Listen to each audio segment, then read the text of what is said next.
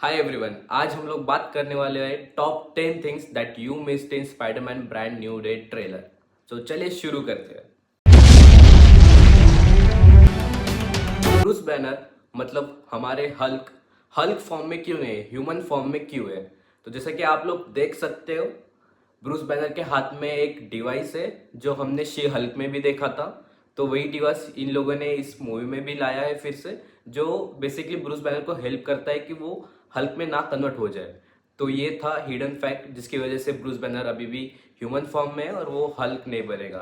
But at some point उसका device टूटेगा और वो एक ग्रे हल्क, जो एंग्री हल्क वाला मोड होता है, वो ऑन हो जाएगा।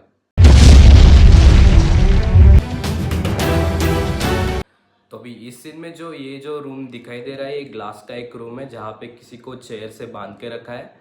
मोस्ट लाइकली ये सेडी सिंह का कैरेक्टर होगा जिसको किसी में बंदी बना के रखा है यहाँ पे।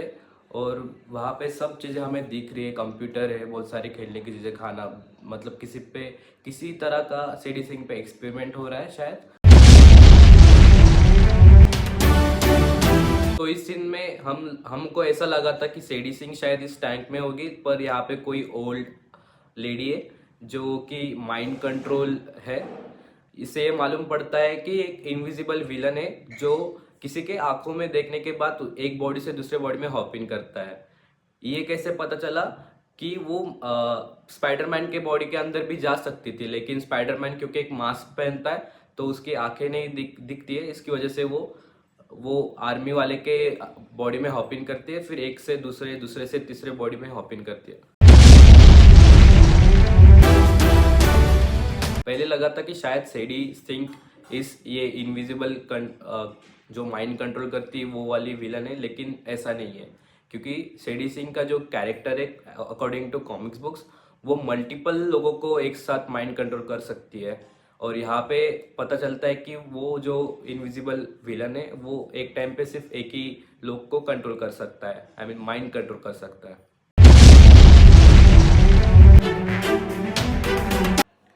इस पूरे ट्रेलर में multiple iconic comic book references दिए गए, जैसे कि ये पहला रेफरेंस है जिसमें ये अमेजिंग फैंटेसी का कवर लगाया है। ये बहुत ही एक आइकॉनिक सीन है जहाँ पे स्पाइडरमैन बचाता है किसी को। उसके बाद ये जो कवर है वो टैरेंटुला का कवर है, ये भी एक आइकॉनिक कॉमिक कवर है।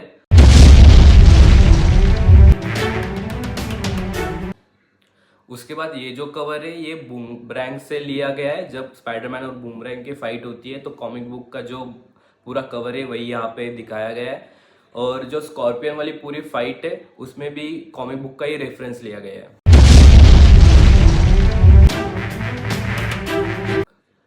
अभी आप लोग देख सकते हैं इस सीन में पीटर पार्कर बहुत ही डिजी सा फील कर रहा है, उसको बहुत सारी चोट भी लगी है, उसके शरीर पे दिखाई देती है और वो गिर जाता है। ये मोस्ट प्रोबेबली तब की बात है जब वो यमजे के घर से हाउस वार्मिंग पार्टी से आता है, उसी के बीच में उसकी शायद लड़ाई होती है स्कॉर्पियन से, और स्कॉर्पियन के शायद टेल में कुछ तो पॉइजन या फिर कुछ तो होता है उसके बाद, जिसकी वजह से पीटर पार्कर बेहोश हो जाता है। और इसी के बाद उसके बॉडी में चेंजेस आने होते शुरू होते हैं, जिससे कि वो एक पूरे ककून में चला जाता है।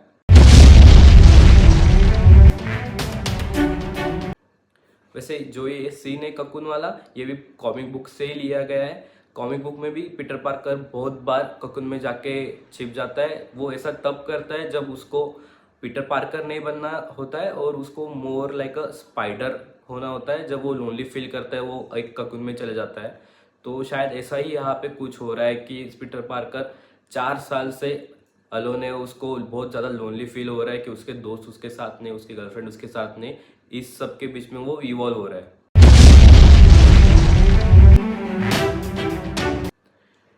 और ये भी जो सीन है ये भी बहुत आइकॉनिक सीन है जो कि कॉमिक बुक से ही लिया गया है। कॉमिक में बहुत बार स्पाइडरमैन और द हैंड, जो कि एक निंजा असैसिन ग्रुप है, उनके बीच में लड़ाई होती है, तो ये पूरा सीन वही का है।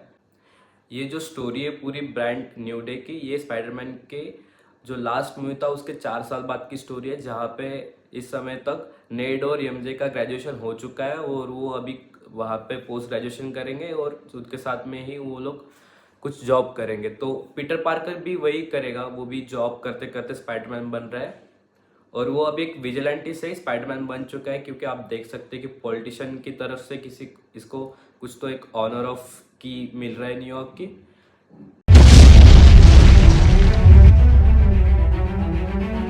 ये जो सीन है ना, इसने मेरा दिल खुश कर दिया, क्योंकि जो स्पाइडरमैन का सूट इन लोगों ने फिर से लाया है वो एक पूरा आइकॉनिक सूट है, जो हमने एंड्रू ग्रिफिल्ड के ऊपर देखा था अमेजिंग स्पाइडरमैन में, जिसके ऊपर हम लोग रिंकल्स वगैरह भी देख सकते हैं। और पिछले सारे पार्ट में स्पाइडरमैन की आंखें मूव करती थी, अभी इसकी स्टैटिक है, अभी आंखें मूव नहीं करती है। तो ये बहुत ही एक क्लासिज्म लोगों ने नया स्पाइडरमैन सूट लाया है। जब ये सीन चलता है इसमें आप देख सकते हो, पहले लगता है इसको देखते कि ये पीटर पार्कर ही है अपने घर में, पर ऐसा नहीं होता है। ये मोस्ट प्रोबेबली सेडी सिंह है, जो पीटर पार्कर के हाउस में जा रही है, और वो वहां पे अभी पीटर पार्कर प्रेजेंट नहीं है, तो ये सेडी सिंह की है।